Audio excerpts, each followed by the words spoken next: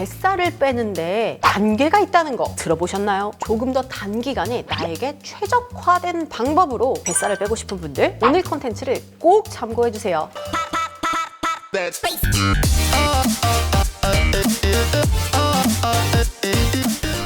이 뱃살이 빠지는 과정을 총 3가지의 단계로 나눠볼 수 있습니다. 1단계, 가장 심각한 복부 비만 형태이죠. 그리고 2단계가 되고 3단계가 됩니다. 자, 그러면 지금부터 나는 어디에 속하는지 어떤 방법으로 다음 단계로 나아갈 수 있을지 단계별 솔루션까지 정확히 알아보겠습니다.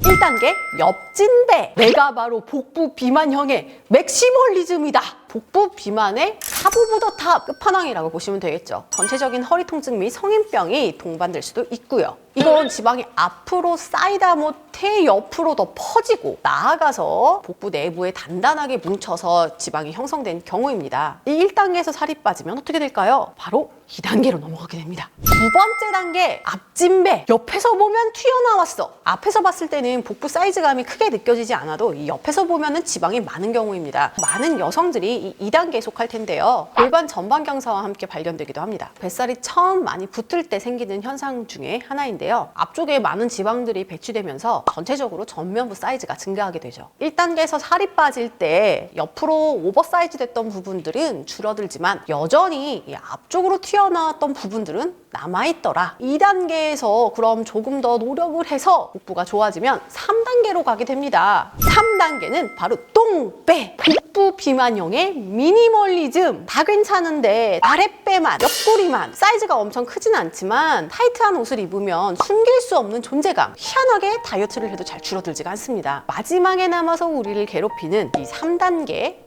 유형이 있습니다. 젤린이들은 지금 현재 몇 단계에 계시나요? 각 단계별 탈출법은 무엇인가? 단계별 솔루션 지금부터 알아보도록 할게요.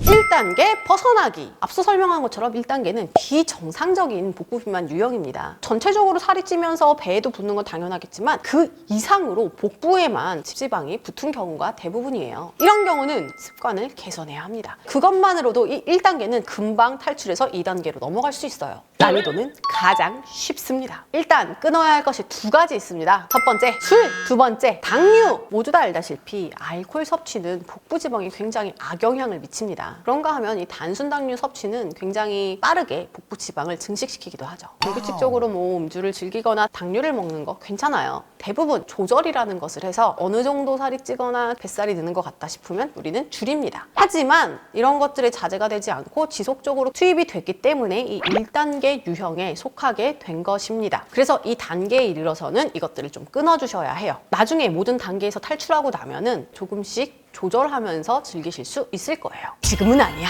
그런가 하면 또 가장 중요한 게 있는데요. 기본 3규칙을 정립해야 합니다. 첫 번째, 규칙적인 식생활. 하루에 3끼를 너무 과식하지 않는 선에서 드시면 됩니다. 두 번째, 규칙적인 수면. 하루에 한 7시간에서 8시간 정도 규칙적인 시간에 잠들고 일어나주세요. 이것은 스트레스 관리에 도움이 되고요. 이상식욕을 다스리는 데 굉장히 큰 도움이 됩니다. 세 번째, 규칙적인 운동. 걷기, 웨이트 등 내가 좋아하는 여러 가지를 묶어서 하루에 30분 정도만 움직여보세요. 이 1단계에 추천하는 운동 리스트는 전신 운동이 있습니다. 특히 전신 유산소성 운동을 해주면 심폐지구력에도 도움이 되고 체내에 있는 내장 지방을 제거하는 데도 도움이 되기 때문에 추천드려요. AJ가 추천하는 각 단계별 운동 프로그램의 자세한 내용은 더보기란을 반드시 참고해주세요. 이것들을 지켜주시면 2단계는 정말 빠르게 넘어갈 수 있습니다.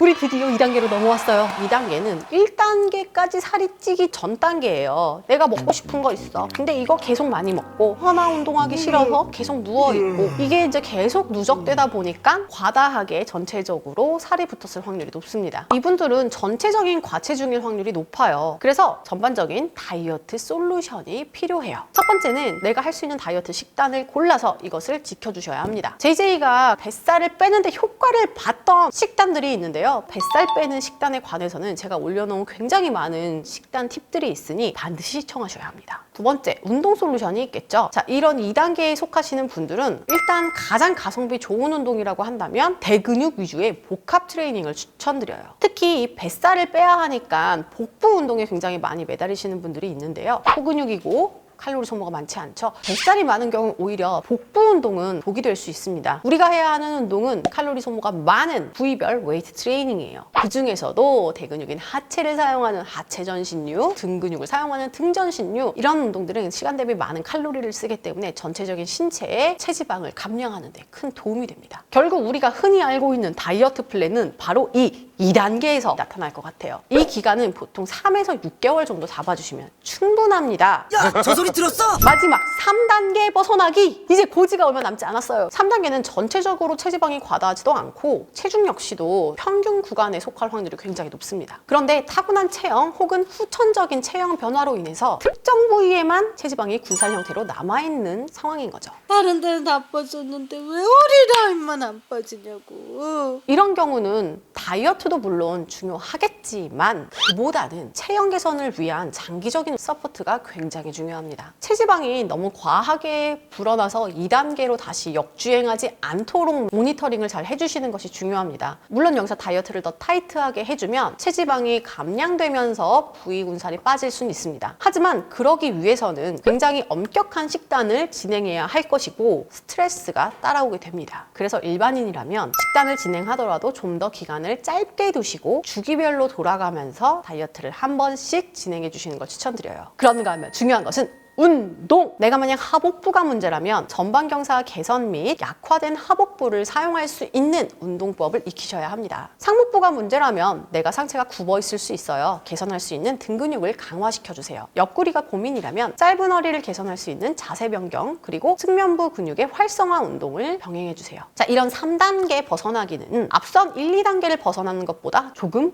어렵고 지지부진할 수 있습니다. 운동을 조금만 쉬어도 다시 원래의 위치로 돌아오기 쉽습니다. 그렇기 때문에 꾸준한 관리와 노력이 필요한 거죠. 저는 지금 약간 3단계에서 2단계에 발을 살짝 담글까 말까 수준이라서 복부 살 빼기 단계론에 영원한 탈출은 없다.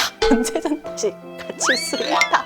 요즘 사람들이 복부 지방 흡입을 정말 많이 고민한다고 해요.